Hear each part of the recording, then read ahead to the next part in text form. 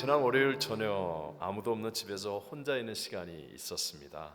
그 시간이 좀 특별했던 것은 그 바로 앞주간에 한국에서 큰아들과 결혼할 자매가 같이 와서 집에 9명이 막 복작복작 바글바글 했었는데, 한 주 만에 4명은 한국으로 가고, 둘은 단기 선교를 가고, 한 명은 프랑스 출장을 가고, 한 명은 교회 일로 심부름을 나가고 나니까 갑작스럽게 나 홀로 집에가 된 거예요.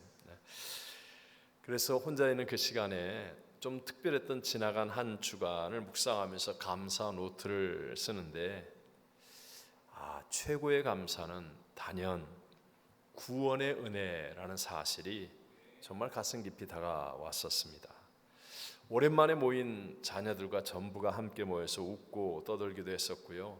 또 맛있는 음식을 만들어 먹기도 했고, 그립스팍에 올라가거나 보통 때는 하지 않는 함께 특별한 외출을 하는 등의 여러 가지 일들도 있었지만, 그러나 정말 하나님 앞에서 돌아볼 때 제 마음에 남는 소중한 것은 다 같이 가정 예배를 드리고, 그리고 매일 새벽 교회 와서 함께 기도하면서 구원의 은혜를 누릴 수 있었던 일이라는 것입니다.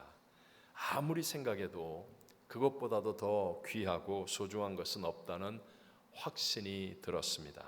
그러면서 우리 성도들과 함께 해야 할 가장 소중한 일이 무엇일까를 다시 한번 깨닫게 되었습니다. 그것은 바로 믿음 안에서 구원의 은혜를 진행형으로 누리고 끝까지 승리하는 것인 줄로 믿습니다. 저에게 자녀들과 함께했던 특별한 한 주간이 속히 지나갔듯이, 또 8차 페루 단기 선교도 지나갔죠.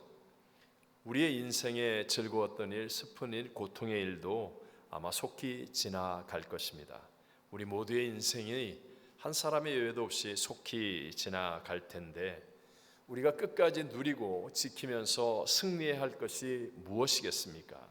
그것은 돈도 아니고 건강도 아니고 명예나 권력은 더더욱 아니고 바로 이 땅에서의 구원, 그리고 분명히 있는 다음 세계까지 누릴 수 있는 구원의 은혜라는 것을 믿으시기 바랍니다.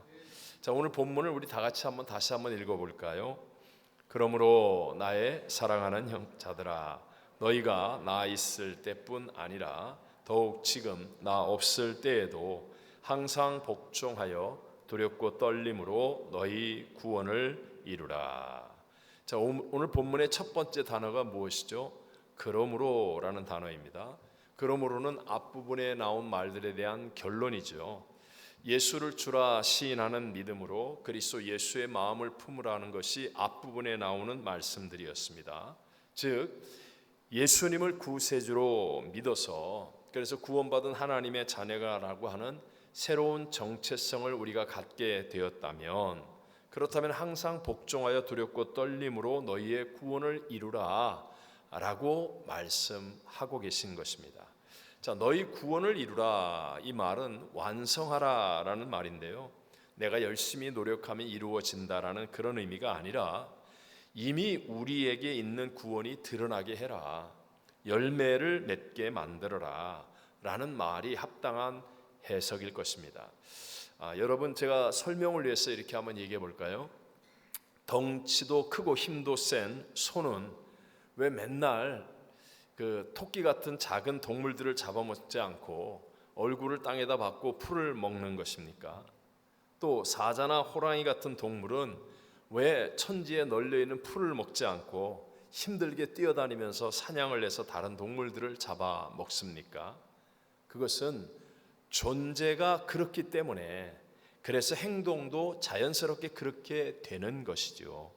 마찬가지로 여러분, 저와 여러분 죄로 말미암아 첫사람 아담의 범죄로 죄 중에 잉태하고 죄악 중에 태어난 우리들은 자동으로 지옥에 갈 수밖에 없는 존재였는데, 하나님의 아들 예수 그리스도의 십자가의 대속의 죽으심과 부활을 믿음으로 말미암아 우리의 영이 거듭나서 구원을 받은 하나님의 자녀가 되어지는 존재의 변화를 확실하게 우리가 깨닫게 되어지면, 그러면 그에 따른 행위가 자연스럽게 일어나게 된다라는 것입니다. 그래서 성경은요, doing을 먼저 강조한 적이 없습니다. doing, 내 행위를 먼저 강조하면 대부분이 율법주의가 되거나 아니면 나 이렇게 열심히 해, 나 이런 일을 했어 하는 외식하는 자가 되어지지요. 언제나 성경이 말씀하고 있는 변하지 않는 영적인 원칙은 존재의 변화가 먼저입니다. doing보다도 먼저 being, 이 being이 먼저 변화되면 내가 존재가 확실하게 하나님의 자녀이구나 라는 이 확신을 가지면 내게 없었던 하늘의 것들이 내게 임하고 내 생각과 방향이 바뀌어지고 나의 삶이 자연스럽게 하나님을 기쁘시게 하는 삶으로 따라가게 된다는 거죠. 그래서 오늘 본문에 나 있을 때뿐 아니라 더욱 지금 나 없을 때도 라고 바울이 얘기하잖아요. 이 말은 바울이 있든지 없든지 이런 말입니다. 우리식으로 적용하자면 누가 보면 잘하고 안 보면 못하는 거, 그런 거 하지 말고 칭찬해주면 하고 칭찬 안 해주면 안 하고, 박수 쳐주고 상 주면 하고 박수가 없고 뭐 상이 없으면 안 하고 하는 그런 식이 아닌 신앙을 살아야 된다. 근데 어떻게 이게 되겠습니까? 그건 바로 존재로부터 나오는 것이기 때문에, 존재가 변화된 확신을 가지고 있어서 나오는 것이기 때문에 이건 마치 소가 풀을 먹는 게 쉬워요, 어려워요? 너무 질문이 어려워요? 자, 소가 풀을 먹는 게 쉬워요, 어려워요? 쉽지요. 사자가 고기 먹는 게 쉬워요, 어려워요? 쉽지요. 그것처럼 내 존재가 변화되면 내가 누가 보든지 안 보든지 칭찬하든지 말든지 바울이 있든지 없든지 내가 그리스도인답게 살아가는 게 어려운 일이 아니다. 이건 지속 가능한 일이고 끝까지 갈 수 있는 일이다라는 것을 우리에게 말씀해 주는 거예요. 그래서 내가 예수님을 영접하여서 그래서 내 안에 예수님이 거하시는 거야 라는 이 존재의 변화가 내 안에 확실하게 일어나게 되면, 그러면 이런 사람들은요, 누가 보기 때문에 하고 안 보기 때문에 안 하고 있어서 하고 없어서 안 하고 이런 식의 신앙이 되지 않고 끝까지 구원을 이루어가는, 끝까지 승리하는 삶을 살 수 있게 된다라는 것을 말하는 것이죠. 또 오늘 본문에 두렵고 떨림으로 복종하라 이렇게 얘기하거든요. 여기서 두렵고 떨림이라는 것은 존중의 마음을 얘기합니다. 무슨 마음이라고요? 존중 또는 존경의 마음을 의미하는 거예요. 여러분 학창 시절에 한번 다 경험해 봤겠죠. 선생님을 무시하거나 싫어하게 되면 선생님 말 잘 들어요, 안 들어요? 그냥 그러고 안 들어요. 그리고 선생님에 대해서도 함부로 이렇게 할 수도 있겠지요. 그런데 만약에 선생님을 존중하고 존경하게 되면 그분의 말씀을 두렵고 떨림으로 잘 순종하게 됩니다. 선생님이 말씀하신 거야, 선생님이 이렇게 하라고 했어, 이렇게 존중과 또 순종이 두렵고 떨림 속에 잘 이루어지게 된다는 거죠. 자, 우리의 믿음의 롤 모델이 되는 아브라함을 한번 보십시오. 어느 날 하나님께서 아브라함에게 나타나셔서 하나님이 백살해 주신 독자 이삭을 모리아 산에 데리고 와서 번제물로 드리라 라고 말씀하십니다. 번제물이 뭔지 아시죠? 번제물은 껍질을 벗겨서, 죽여서 껍질을 벗겨 각을 떠서 하나도 남김없이 싹 불태워서 하나님께 드리는 제사를 번제라고 해요. 아니, 100살에 하나님이 주셨잖아요. 도대체 자식을 낳을 수 없는 자기 나이 100살, 아내 나이 90살. 그 아들이 지금 속썩이고 있습니까? 진짜로 누가 갖다 버리라고 해도 얼른 갖다 버리고 싶을 만큼 이게 사춘기에 괴롭힘을 주고 있습니까? 그건 아니거든요. 너무너무 사랑스럽고 너무너무 귀하고 너무너무 위로를 받고 있는 정말 귀한 아들인데 이 아들을 하나님이 갑자기 번제물로 바치라고 말씀하시는 거예요. 자, 여러분 같으면 이 말씀에 순종할 수 있겠습니까? 이 결코 쉬운 일은 아니죠. 제가 물어본 제가 잘못이지. 네, 어쨌든 그런데 중요한 건 아브라함은요, 이 시험을 통과하고 성경 최초로 하나님을 경외하는 자라는 인정을 받게 되어집니다. 믿음의 장은 이런 아브라함에 대해서 이렇게 말씀하고 있어요. 함께 히브리서 11장 19절 말씀을 읽어보겠습니다. 그가 하나님이 능히 이삭을 죽은 자 가운데서 다시 살리실 줄로 생각한지라. 비유컨대 그를 죽은 자 가운데서 도로 받은 것이니라. 아멘.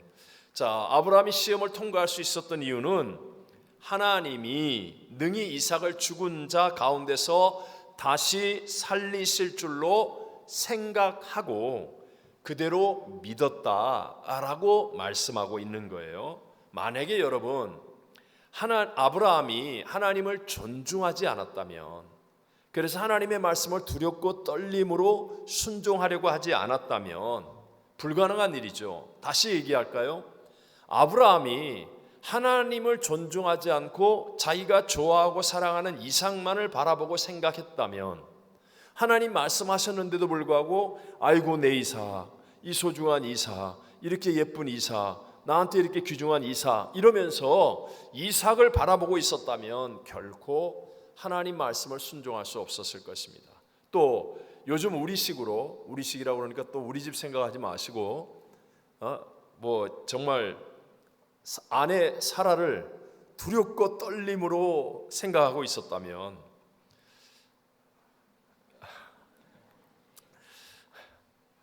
아내 사라를 두렵고 떨림으로 바라보았다고 한다면 어떻게 독자 이삭을 번제물로 드릴 수가 있었겠습니까? 아브라함은요 오직 하나님을 존중하는 거예요.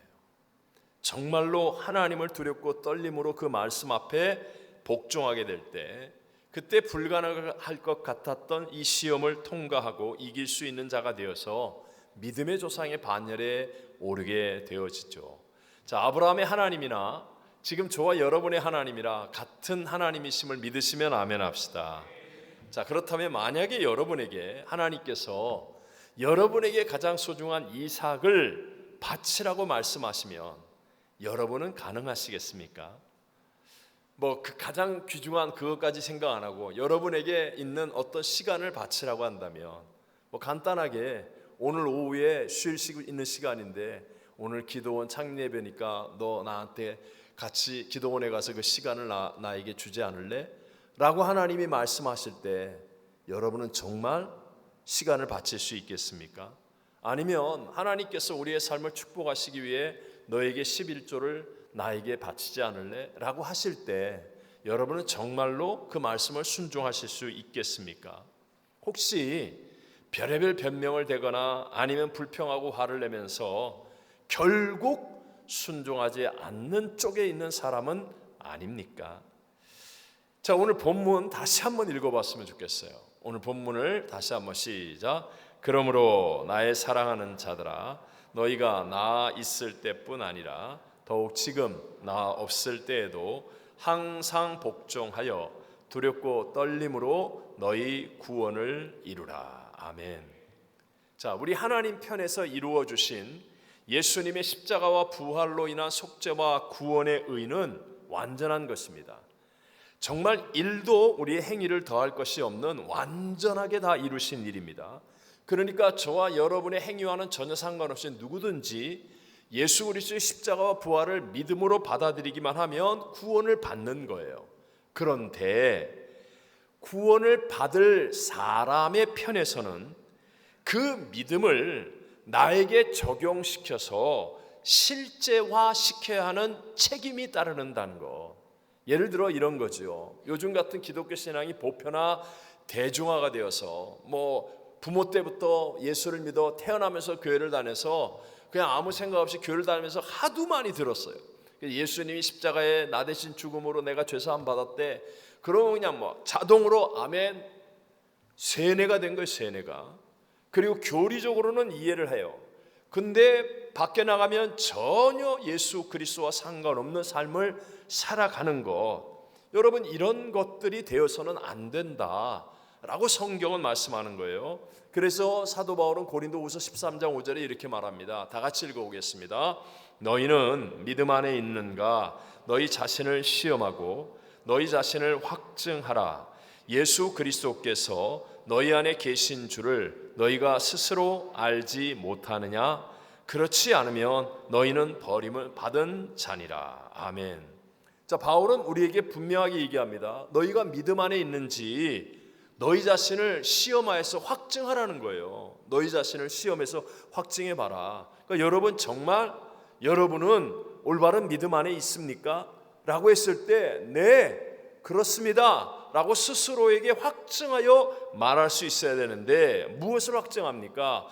예수 그리스도께서 내 안에 계신 줄을 너희가 스스로 알지 못한다면 그건 거짓말이다. 그건 믿는 거 아니다. 너희는 버림받은 자다. 바울이 이렇게 얘기하는 거예요. 한번 여쭤보겠습니다. 여러분 주머니 안에 자동차 키, 집 키가 있는 것을 아십니까? 모르십니까? 목사님 난 자동차 키, 집 키 다 없어요. 그냥 번호예요. 이렇게 얘기하려고 그러지 말고 의도를 알잖아요. 의도를. 자동차 키, 집 키가 있을 때 주머니 안에 넣었다고 한다면 여러분 알아요? 몰라요? 알지요. 여러분이 만약에 오늘 10,000불을 가지고 나왔어요. 그래서 여러분 안주머니에 넣어놨어요. 알아요? 몰라요? 알지요. 알지요. 그것과 비교할 수 없는 만왕의 왕 만주의 주 만물의 충만이신 예수님이 내 안에 거하시는 것을 내가 알아야 돼요? 몰라야 돼요? 알아야 돼요? 몰라야 돼요? 알아야 돼요. 이걸 알지 못하면 너 가짜다. 너 지금 머리로만 믿는 자고 착각하고 있다. 입으로만 믿는다고 얘기하는 거다. 네 믿음 진짜 아닐 수 있다. 버림받은 자일 수 있다. 내 안에 예수가 계신 거. 그래서 나도 육체를 가지고 있어서 실수할 수 있죠. 그런데 놀랍게도 내 안에 계신 예수가 삐비빅 사인을 줍니다. 너 그러면 안 돼. 가서 미안하다고 그래. 너 그러면 안 돼. 다시는 그래서는 안 돼. 너 그렇게 화낼 수 없어. 그러면서 내 안에 뭔가 가책을 주고 고통을 주고 깨달음을 주면서 나를 이끌어가는 내 안에 계신 예수 그리스도를 여러분 확증할 수 있어야 된다. 사도 바울은 이렇게 고백합니다. 자기의 모든 사역을 마치고 죽기 전에 마지막으로 쓴